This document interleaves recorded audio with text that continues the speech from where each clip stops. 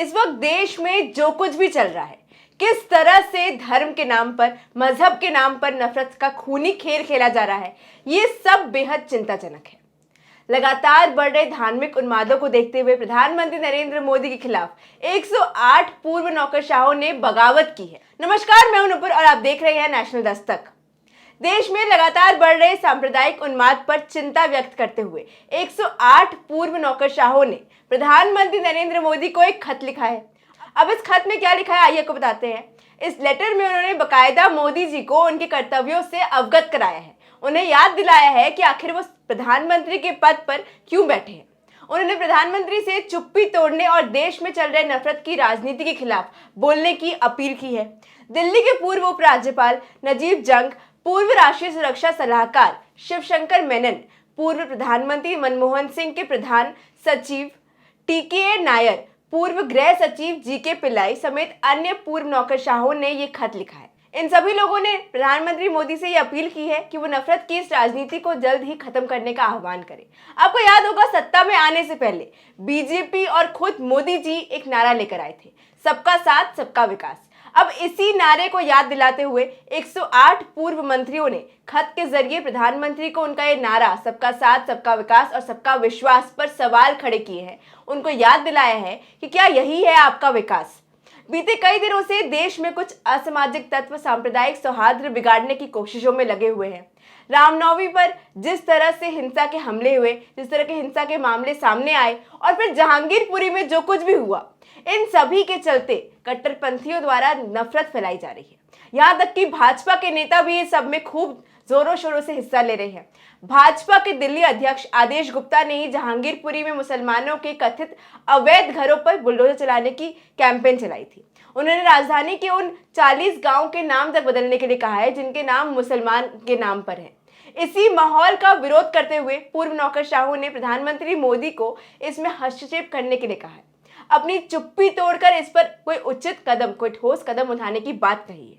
खत में ये लिखा गया है कि पूर्व नौकरशाहों के रूप में हम आमतौर पर इतने तीखे शब्दों का इस्तेमाल नहीं करते, लेकिन जिस तेज गति से हमारे पूर्वजों द्वारा तैयार संवैधानिक इमारत को नष्ट किया जा रहा है, वो हमें बोलने और अपना गुस्सा व्यक्त करने तथा पीड़ा व्यक्त करने के लिए मजबूर करता है। सोचिए, आज देश में इतनी अफरा तफरी है, देश का बेड़ा गर्क हो चुका है और कैसे जनता को हिंदू मुस्लिम जैसे मुद्दों में उलझाने की साजिश रची जा रही है। इसी साजिश के तहत आप सबको मूर्ख बनाया जा रहा है कि आप धर्म के मुद्दे में इतना उलझे रहें और इधर भाजपा और मोदी सरकार देश को अंबानी अडानी के हाथों में बेच दे।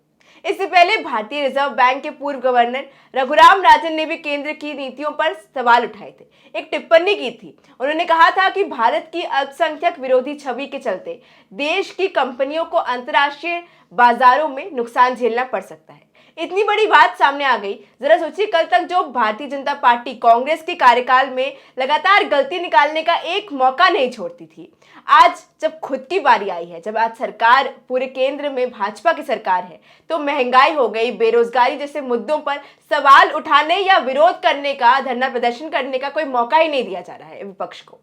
पत्रकारिता का स्तर कितना गिर चुका है, ये आप देख ही रहे हैं आए दिन। जिन पत्रकारों को सरकार से सवाल पूछना चाहिए था, आज वो सरकार की गोदी में बैठकर जी हुजूरी और सत्ता की दलाली में लगे हुए हैं। टीवी न्यूज चैनलों ने तो सरकार से सवाल पूछना छोड़ ही दिया है। उल्टा अब गोदी मीडिया के पत्रकार सरकार की नाकामियों को छुपाने का काम करने लगे हैं, उन पर पर्दा डालने का काम करने लगे हैं।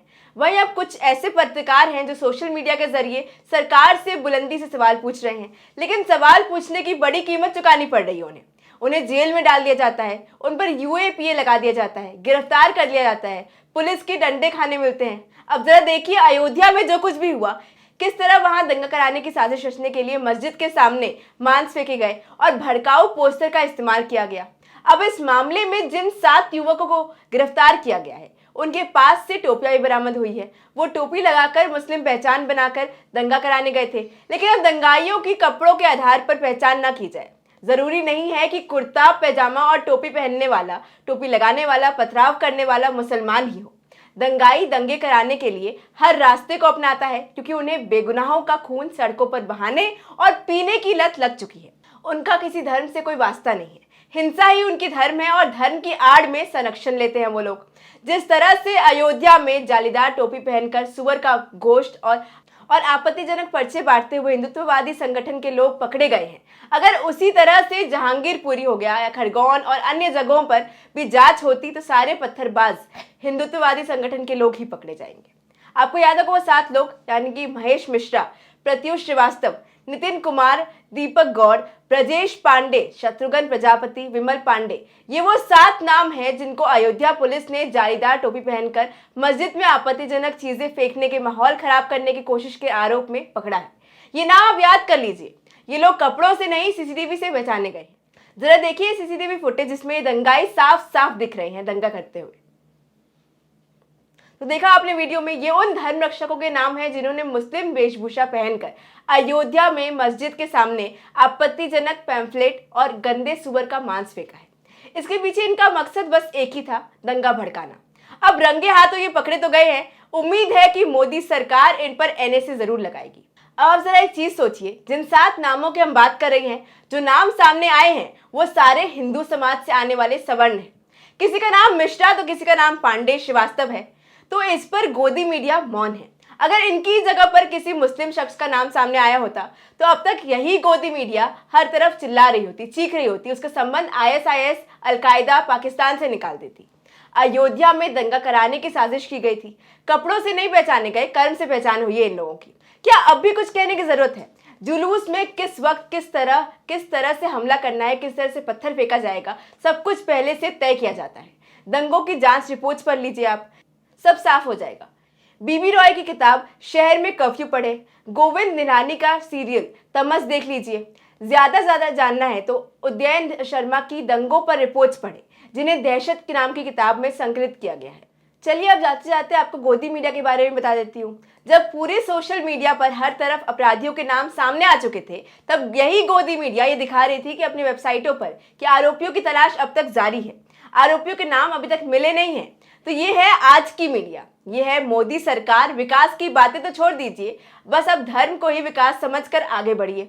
खैर, इस पूरे मुद्दे पर आपकी क्या राय है हमें कमेंट बॉक्स में जरूर बताएं, और ऐसी ही खबरों के लिए देखते रहिए नेशनल दस्तक। धन्यवाद। नेशनल दस्तक की आपसे गुजारिश है कि अगर इसको बचाना चाहते हैं तो नेशनल दस्तक को सब्सक्राइब करने के लिए रेड कलर के सब्सक्राइब बटन को दबाएं, फिर बेल आइकन की घंटी दबाएं। नेशनल दस्तक को बचाने के लिए बहुत जरूरी है कि हर खबर को शेयर करें, लाइक करें, कमेंट जरूर करें।